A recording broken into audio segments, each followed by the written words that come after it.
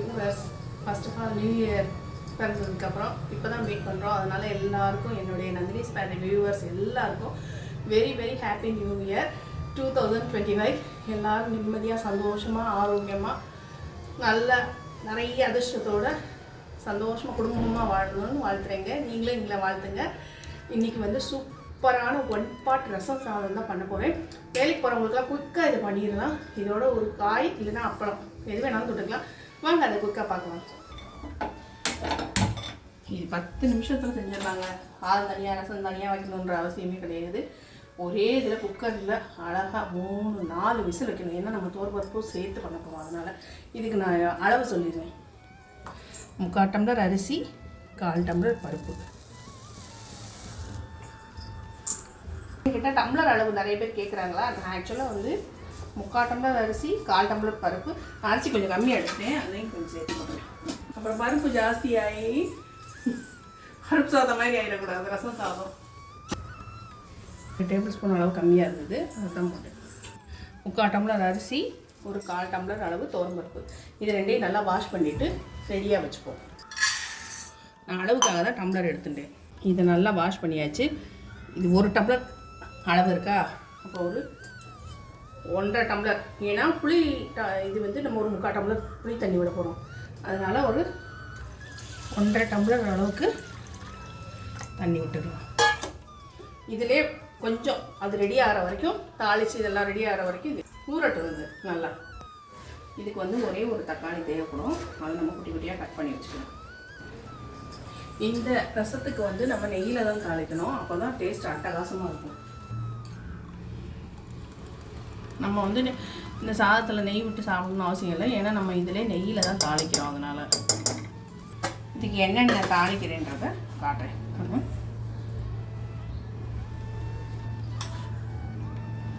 1 spoon கடுகு, ஒரு 1.5 spoon ஜீரகம், பெருங்காயம், ஒரே ஒரு வரமிளகா, ஒரு பச்சை மிளகா, கருவேப்பிலை. சவுண்டு வரும், அதனால் நான் மறக்கல. இப்போ ஒரே ஒரு தக்காளி கட் பண்ணி வச்சுக்கோங்க.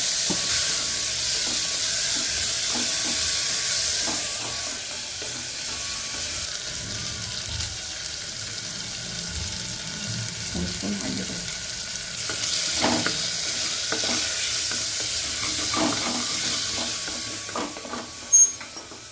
இப்போ நம்ம வாஷ் பண்ணி இது பண்ணி வச்சுருக்கிற இந்த ரைஸ் தும்மல் வந்துருச்சு.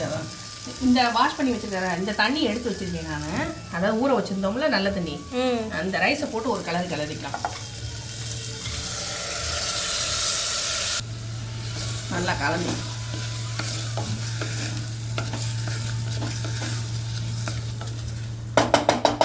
நல்லா கலந்து விட்டுட்டு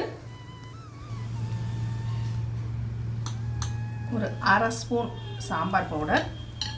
ஏன்னா ரசத்துக்கு போடுற எல்லா விஷயங்களும் வெந்தயம் ஒன்றை தவிர மித்தது எல்லாம் ரசத்தில் சேர்க்கக்கூடிய எல்லாமே நம்ம சாம்பார் பொடியில் இருக்கும்.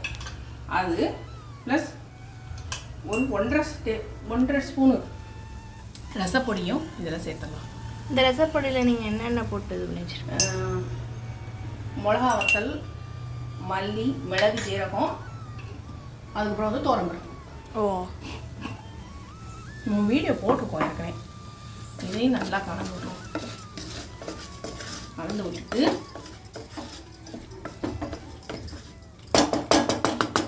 ஒரு 3/4 டம்ளர் அளவுக்கு புளி ஜலத்தை விட்டுடலாம். ஃபஸ்ட்டு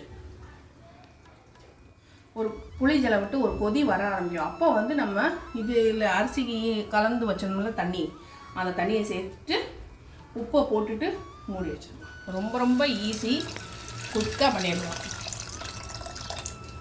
தக்காளி போடுறதுனால அப்படியே நிறைய புளிப்பெல்லாம் வேணும்னு அவசியம் இல்லை. ஆனால் சூப்பராக இருக்கும். இதுக்கு ஒரு அப்பளம் இருந்தாலே போதும். கண்டிப்பாக இதை ட்ரை பண்ணி பாருங்கள். இதை கலந்து விட்டுருவோம். ஒரு சிலர் இந்த ரசம் சாதத்தை 1 பாட் ரைஸில் வந்து வெங்காயம் கூட போடுவா. ஆனால் நாங்கள் அதெல்லாம் போட மாட்டோம்.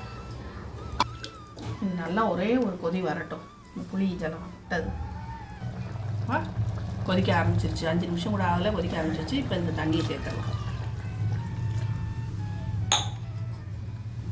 நல்லா கலந்துட்டுருக்கும். இந்த பருப்புக்கும் இந்த தண்ணிக்கும் கரெக்டாக இருக்கும். இப்போ இதை உப்பு சேர்த்துட்டு மூடி வச்சிடலாம்.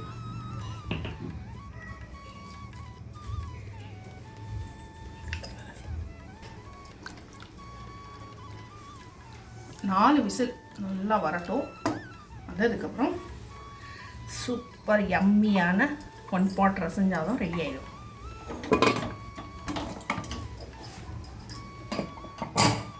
இறக்குனதுக்கப்புறம் நம்ம கொத்தமல்லி தழை தூவிக்கலாம். என்ன பண்ணுறீங்கம்மா? எல்லாத்தையும் கையோட கிளியராக எடுத்து வச்சிட்டோம்னா நமக்கு மேடை ரொம்ப அப்படியே கிளம்சியாக இருக்காது. ஓ, அவனுக்கு பார்த்த உடனே மலப்பாயிரும் வேலை செய்யறதுக்கு. எப்படினாலும் நம்ம கிச்சன் ரொம்ப ரொம்ப குட்டி. ஒரு 7-8 அடி இருக்கும். 8 அடி 8க்கு 4 அப்படின்னும் போது எவ்வளோ குட்டி கிச்சன் பார்த்துக்கோங்க. இதில் என்னால் எவ்வளோ நீட்டாக வைக்க முடியுமோ அந்த அளவுக்கு நானும் ட்ரை பண்ணுறேன். முடியல.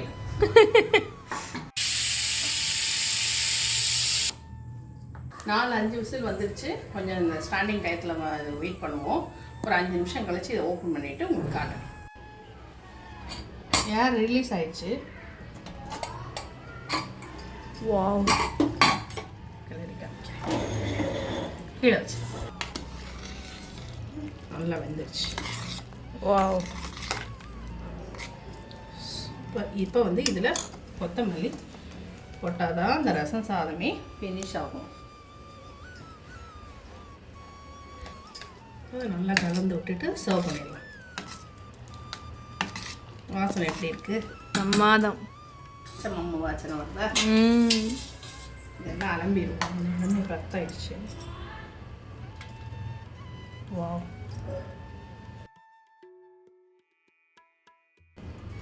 ரசம்னாலே நம்ம நிறைய தான் விட்டுப்போம். அதே மாதிரி தண்ணி கொஞ்சம் கூட வச்சிட்டோம்னாலே போதும். நல்லா 4-5 விசில் சூப்பராக வெந்துடும்.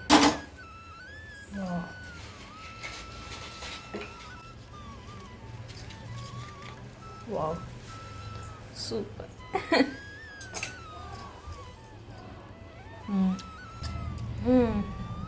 சூப்பரான 1 பாட் ரசம் சாதம் குயிக்காக பண்ணிடலாம். ஒரு 10 நிமிஷம் தான். அதுக்குள்ளே வந்து நமக்கு சாதம் தனியாக குழம்பு தனியாக அப்படின்ற மாதிரிலாம் எனக்கு ரசம் சாதம் இந்த மாதிரி குளிர்காலத்தில் வந்து இந்த மாதிரி ரசம் சாதம் நீங்கள் ரசப்பொடி ரெடி பண்ணி வச்சுக்கிட்டேன்னா போதும், டக்குனு குக்கரில் வச்சிடலாம் அந்த ரசம் சாதம். அதே மாதிரி புளியுமே நீங்கள் சப்போஸ் அவசர நேரத்தில் சரி 1 பாட் ரசம் சாதம் வைக்க ஐடியா என்னென்னா கொஞ்சம் வெந்நீரை வச்சு புளி அதில் ஊற போட்டிங்கன்னா 5 நிமிஷத்தில் அது ஒரு மூடி போட்டு மூடிடுங்க. புளி அருமையாக ஊறிடும். நல்லா பல்ப் வேஸ்ட் ஆகாமல் எல்லாமே கரைஞ்சி வந்துடும். அந்த மாதிரி ரெடி பண்ணிட்டிங்கன்னா இந்த மாதிரி 1 பாட் ரசம் சாதம் வந்து குயிக்காக பண்ணிடலாம். இந்த யம்மியான 1 பாட் ரசம் சாதம் உங்களுக்கு கண்டிப்பாக பிடிச்சிருக்கும் நம்புகிறேன். வீடியோ பிடிச்சிருந்ததுன்னா லைக் பண்ண மறந்துடாதீங்க. மறக்காமல் நந்தினிஸ் பேண்டியை சப்ஸ்கிரைப் பண்ணிடுங்க. உங்கள் ஃப்ரெண்ட்ஸ் அண்ட் ஃபேமிலிக்கு ஷேர் பண்ணுங்கள். தேங்க்ஸ் ஃபார் வாட்சிங். பாய் பாய். இது எப்படி இருக்குன்னு டேஸ்ட் பண்ணி பார்த்துருவோம்.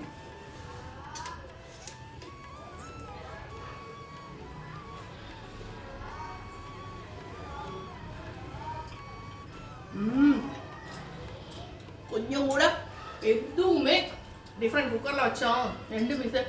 இன்னும் சொல்ல போனால் சாதத்தோட அந்த ரசம் வந்து இந்த ரசத்தில் உள்ள இன்க்ரீடியன்ட்ஸ் எல்லாமே மிங்கிள் ஆகி டபக்குன்னு உள்ளே போயிடும். அதுக்கு வந்து ஒரு அப்பளம் சிம்பிளாக சூப்பராக இருக்கும். கண்டிப்பாக ட்ரை பண்ணி பாருங்கள். பாய்.